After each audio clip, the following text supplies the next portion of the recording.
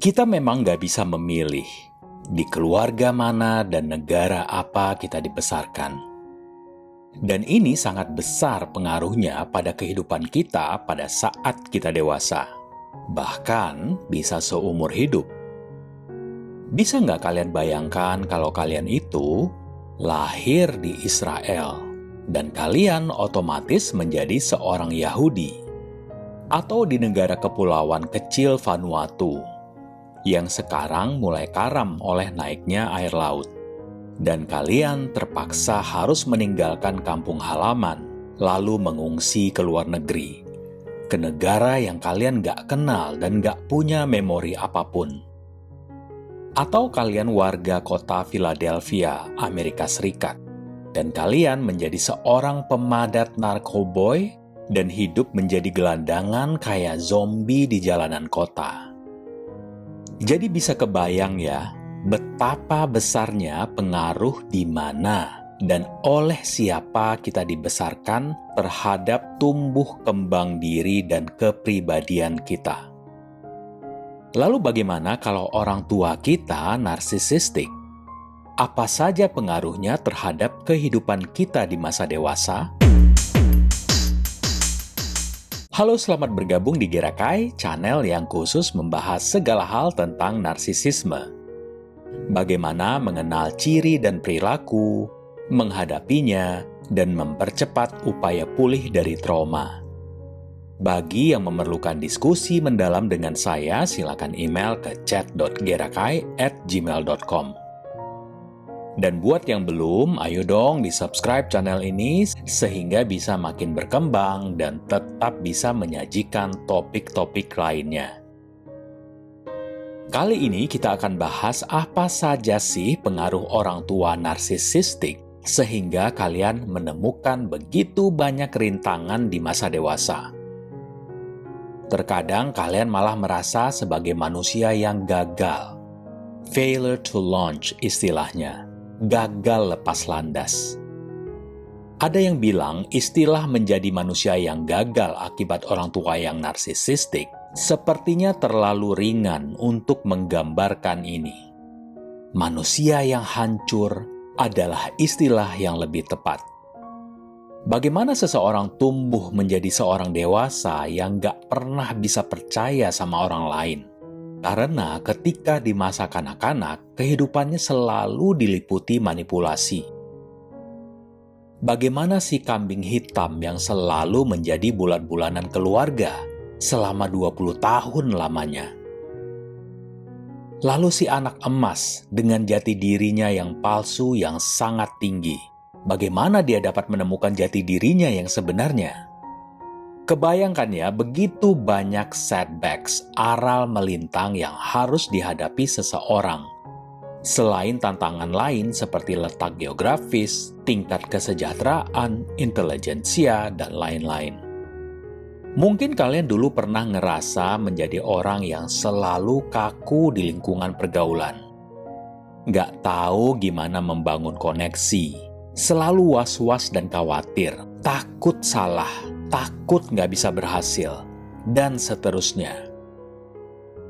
Itulah kira-kira bentuk-bentuk kegagalan seseorang untuk lepas landas menjadi seorang dewasa yang enggak rentan mentalnya.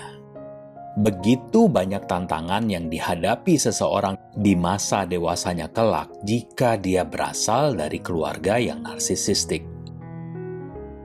Mengapa ini terjadi? Berikut adalah alasannya. Yang pertama, tumbuh di lingkungan keluarga dengan orang tua yang narsisistik, kalian akan sangat terbiasa melihat sesuatu yang kacau, jahat, kejam sebagai pemandangan dan pengalaman sehari-hari.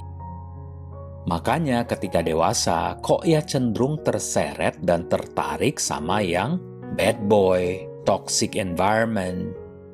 Karena lingkungan seperti itulah yang lebih kalian kenal dan pahami. Yang kedua, kalian nggak mendapat cukup dukungan emosional. Karena orang tua kalian yang narsisistik hanya fokus sama kebutuhannya sendiri. Kebutuhan kalian selalu diabaikan. Ingat nggak, Mungkin mereka dulu nggak pernah mau ngantar kalian latihan berenang atau bola. Nggak membantu PR sekolah karena mereka merasa kesal. Pokoknya mereka nggak hadir dan nggak mau terlibat untuk hal-hal yang biasa. Yang ketiga, kalian nggak punya teladan, role model. Orang dewasa yang sehat emosinya. Nggak ada yang ngasih teladan dalam kebenaran, kesetiaan, cinta, dan rasa hormat.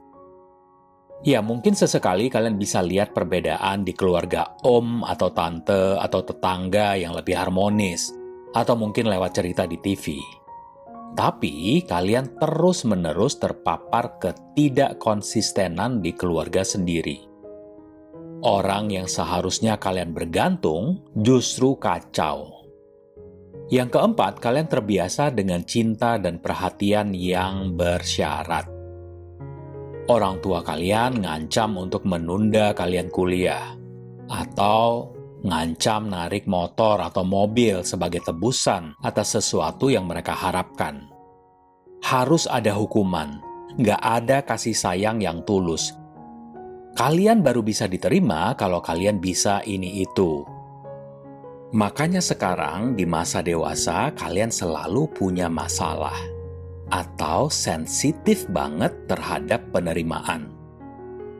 Kalian ingin banget diterima di lingkungan, oleh pasangan. Dan kalian bersedia melakukan apa aja untuk dapat cinta dan penerimaan itu. Yang kelima, kalian kesulitan dalam keterampilan sosial. Selalu canggung, nggak diajarin cara bersosialisasi yang benar gimana. Mungkin ada di antara kalian yang sekarang sadar bahwa pertemanan yang kalian jalin di bangku kuliah dan circle lainnya selalu nggak bertahan lama. Karena pertemanan tersebut kalian jalin atas dasar mengutamakan kebutuhan teman kalian, bukan kebutuhan kalian sendiri. Kalian nggak pernah membiarkan atau meminta orang lain untuk memperhatikan diri kalian.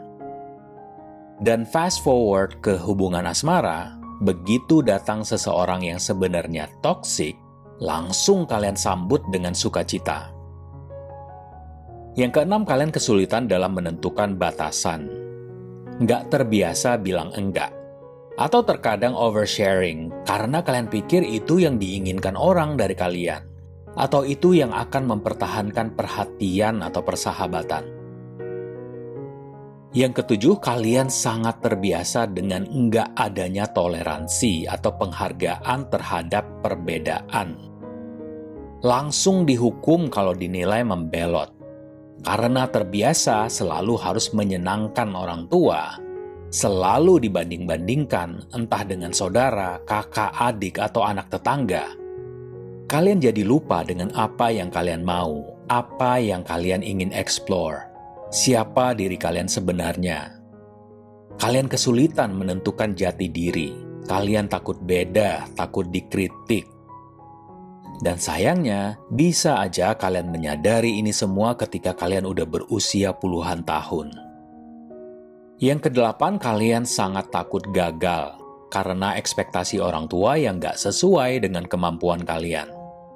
Gejala overthinking bisa jadi karena kalian terbiasa dengan kondisi ini di masa kecil dulu.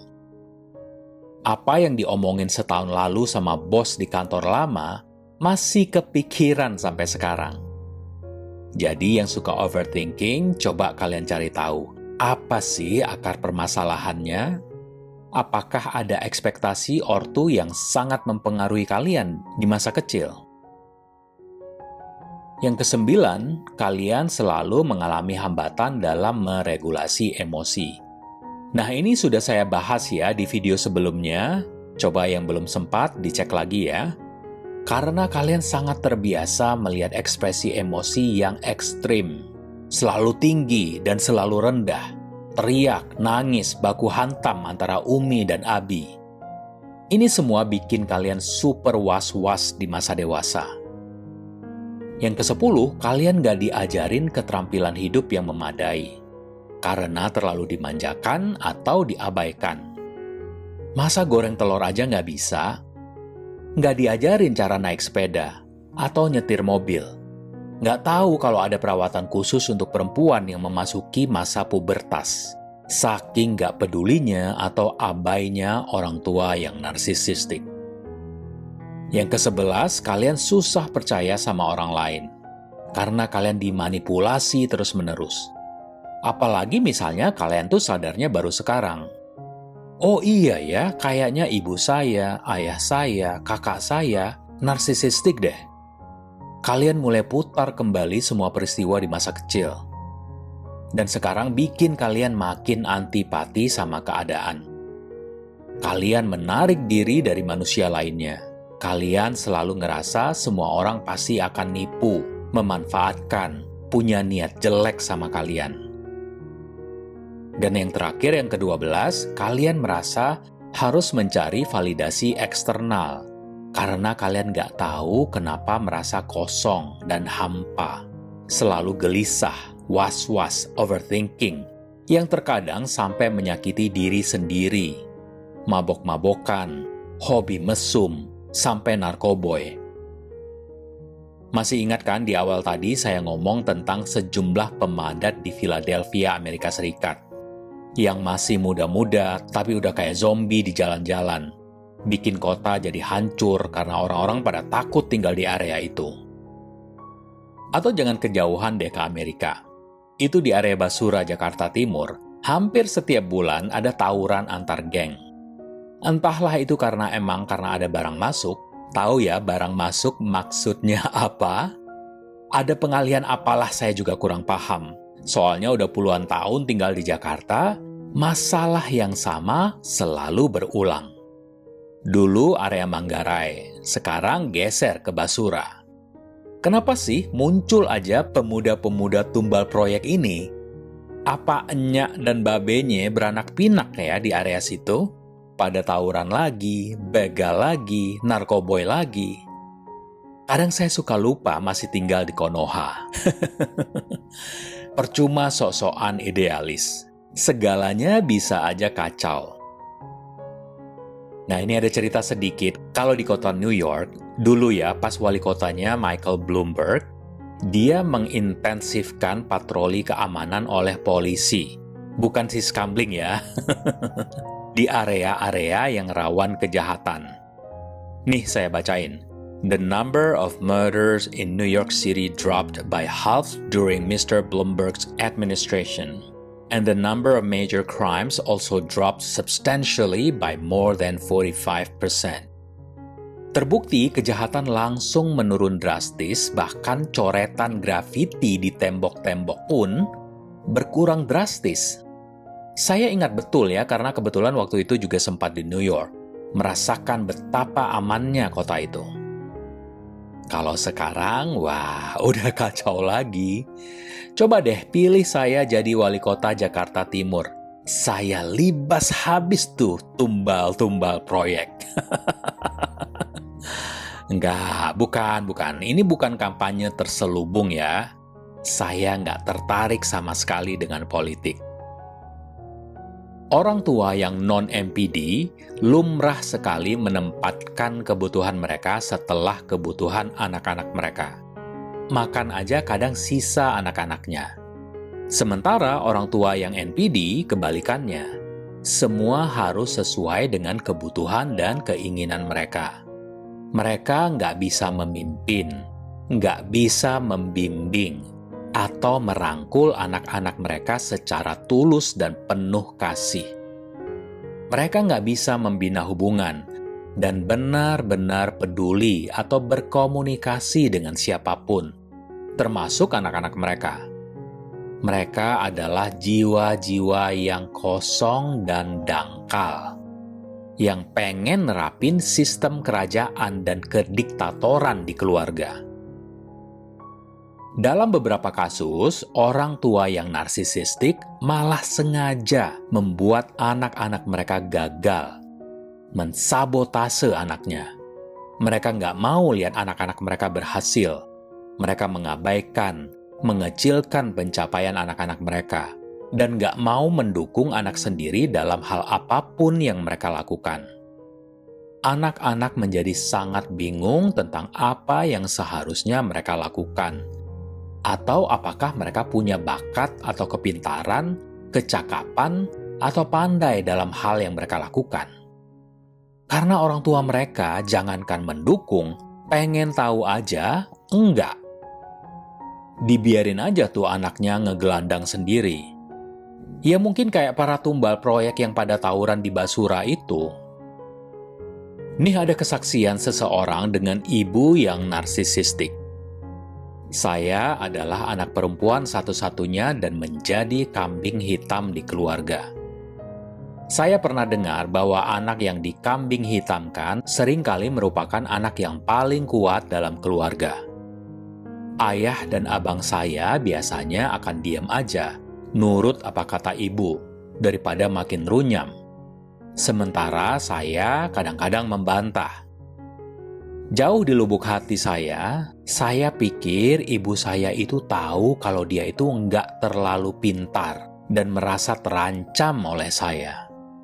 Dan setelah saya gali lebih dalam, ternyata orang tuanya dulu mengabaikannya, memperlakukan dia seperti sampah. Dan kayaknya punya anak perempuan adalah kesempatannya untuk menjadi orang yang berkuasa. Narsisis perlu seseorang untuk menumpahkan semua perasaan buruk mereka. Ibu saya menyabotase persahabatan dan hubungan saya, sampai melanggar privasi saya. Dia sering ngadu sambil nangis ke saudara dan famili dan bilang saya anak durhaka. Ibu saya seperti nggak bisa terima kalau saya, anaknya, lebih bahagia daripada dia. Dia tuh dulu suka nelpon saya pas saya dan tunangan saya sedang main keluar tanpa alasan. Kalau saya nggak angkat teleponnya segera, dia akan langsung maki-maki dan teriak, dan ngancam akan ambil HP dan mobil saya. Padahal saya sendiri yang bayar, tapi emang atas nama ibu karena lebih gampang urusan dengan dealer. Setelah ibu meninggal, ayah bilang kalau ibu tuh cemburu sama saya, karena saya masih muda dan bebas. Ibu meninggal 5 tahun yang lalu. Awalnya memang terasa sulit, tapi jujur banget nih, kayaknya itu adalah hadiah terbesar dalam hidup saya. Karena akhirnya saya bisa terbebas dari penganiaya saya selama 28 tahun saya hidup. Dan dia adalah ibu saya sendiri. Jika kalian perlu konsultasi langsung dengan saya, silakan email ke chat.gerakai@gmail.com. Saya juga menerima super thanks seikhlasnya dari kalian. Dan kalau kalian suka konten ini, jangan lupa di-subscribe, like, dan komen juga di bawah tentang pengalaman kalian bersama orang tua yang narsisistik. Terima kasih atas perhatiannya, salam hangat, dan sampai jumpa.